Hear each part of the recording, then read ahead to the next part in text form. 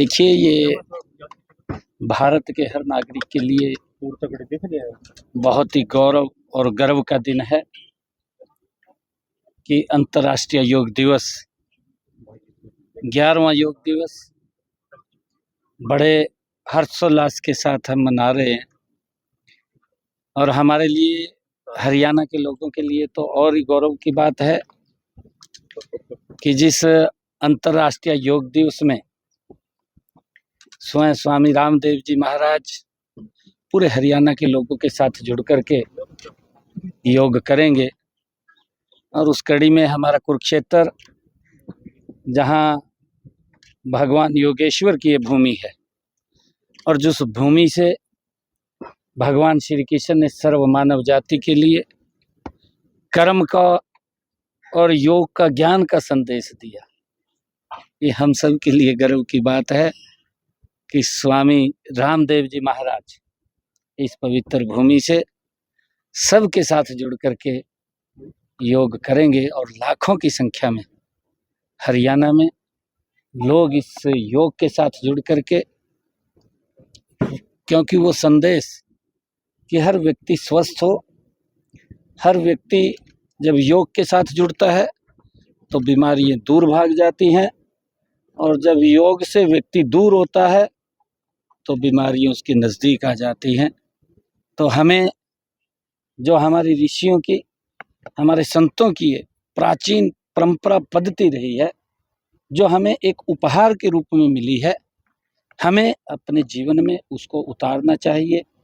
और कल का जो योग दिवस है उसको ऐतिहासिक बनाने के लिए मैं अपील करूंगा पूरे हरियाणा प्रदेश के लोगों से, एक भी व्यक्ति घर में न रुके। हाँ, सारे के सारे बाहर निकल के। हरियाणा के लिए गौरव की बात है। जी जी स्वामी जी के सानिध्य में होगा। बिल्कुल बिल्कुल, हम सब के लिए बड़े गर्व का पल है।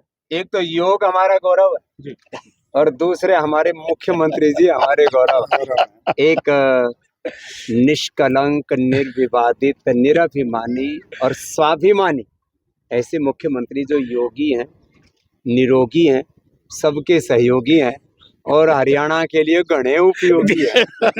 ऐसे मुख्यमंत्री जी जो सदा, योगी की एक परिभाषा होती है प्रसन्नाननम, भगवान शिव से लेकर के भगवान कृष्ण से लेकर के भगवान राम तक सबके लिए कहा जाता है प्रसन्नाननम, जिनके चेहरे पर सदा प्रसन्नता रहे और 18-18 घंटा योग और कर्मयोग पुरुषार्थ करें। तो देश के प्रधानमंत्री श्रद्धेय नरेंद्र मोदी जी के मार्गदर्शन में जो 177 देशों के समर्थन से इंटरनेशनल योग डे मनाया जा रहा है पूरी दुनिया में, वो जो है विशाखापट्टनम में होंगे समुद्र के किनारे। और यहाँ भाइयों महाराज ब्रह्म सरोवर समुद्र तक कम को नहीं माने, जिसने छोटे छोटे जोड़ देख रखे है ना, उनने तो यो मारा तो यो ही समुद्र भर का है।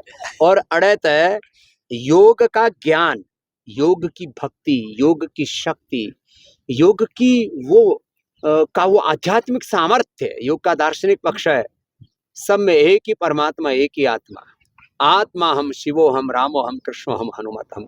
ये योग का आध्यात्मिक पक्ष लोगों के मन प्राण चित्त चेतना आत्मा में उतर जाए। और योग का क्रियात्मक पक्ष माने आधा 1 घंटा लोग योगिक व्यायाम, आसन, प्राणायाम, ध्यान करके स्वस्थ रहे तन मन से, और योग लोगों की आचरण में उतर जाए। घर में लठ बज रहे तो वो घर में जो आपस में कलह हो रही है वो भी योगता मिटेगी। तो हम आधा हिंदी में सिखाओगे, आधा हरियाणा में।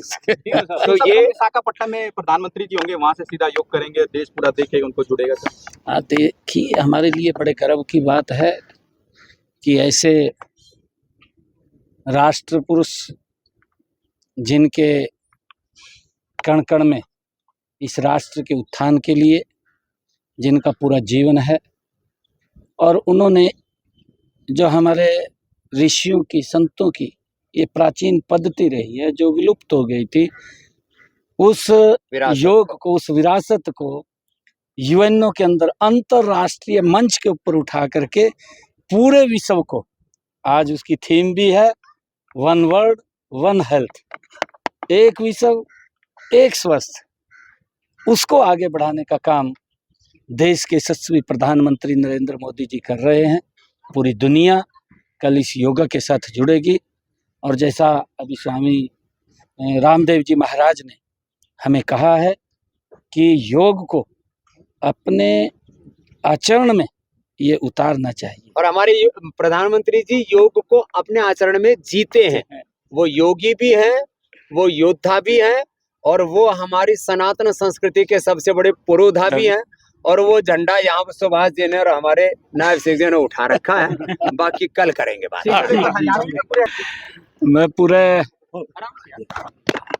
जी सर पूरे हरियाणा पे किसका मैं सभी ने मैं निमंत्रण ये देता हूँ कि कल सुबह अपने अपने घरों से 4 बजे इस योगा के लिए प्रस्थान करें, और जो ये योगा प्रोटोकॉल है हम इसमें हिस्सा लें और अपने जीवन को स्वस्थ और सुंदर बनाएं।